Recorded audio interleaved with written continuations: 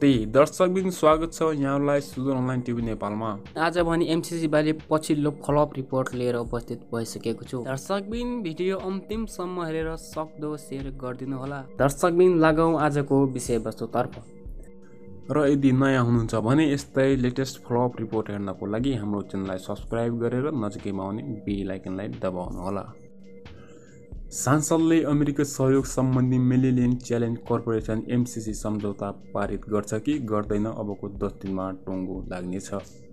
यसका लागि नेपाल कम्युनिस्ट पार्टीभित्रको निर्णयमा भर पर्नेछ। एमसीसी परिवर्तन गर्न र रोक्न बाहिरी शक्ति समेत सक्रिय भएका छन्। अमेरिकी सहयोग भएकाले एमसीसी पारित गराउन नेपालस्थित अमेरिकाका विभिन्न षड्यन्त्र सक्रिय भएका छन्। एमसीसीमा 55 अर्बको सहयोग रकम रहेको छ, तर उक्त रकम अगावै नेपालमा पैसाको वर्षा हुन थालेपछि राजनीतिक प्रवृत्तिमा खैलबैला मचिएको छ। नेपाल कम्युनिस्ट पार्टी र चिनिया कम्युनिस्ट पार्टी बीच भएको भिडियो कन्फरेन्स गोष्ठीमा समेत एमसीसी बारे कुरा उठाएको थियो। अहिले नेपालमा सत्तारूढ दल नेकपाभित्र नै एमसीसीको पक्ष र विपक्षमा गरी दुईतर्फ विभाजन भएको छ। एमसीसीलाई नेकपाकै प्रभावशाली नेताहरूले सैन्य रणनीतिका रूपमा व्याख्या गरेका छन्।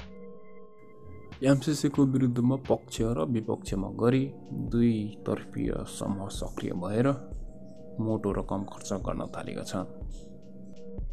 अब नेकपाकै निर्णय र निर्णायक हुने पक्का छन्। नेकपाभित्र पार्टीको निर्णय एमसीसीको विपक्षमा आउने सम्भावना बढेको छ, तर प्रधानमन्त्री केपी शर्मा ओली भने पार्टीको निर्णय बाहिर गएर भए पनि एमसीसी संसदबाट पारित गर्ने उनको रणनीति रहेको छ।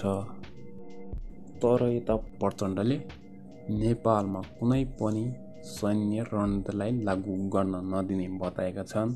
यसको मतलब उहाँको आशय नै नेपालमा एमसीसी रोक्ने तर्फ नै रहन्छ।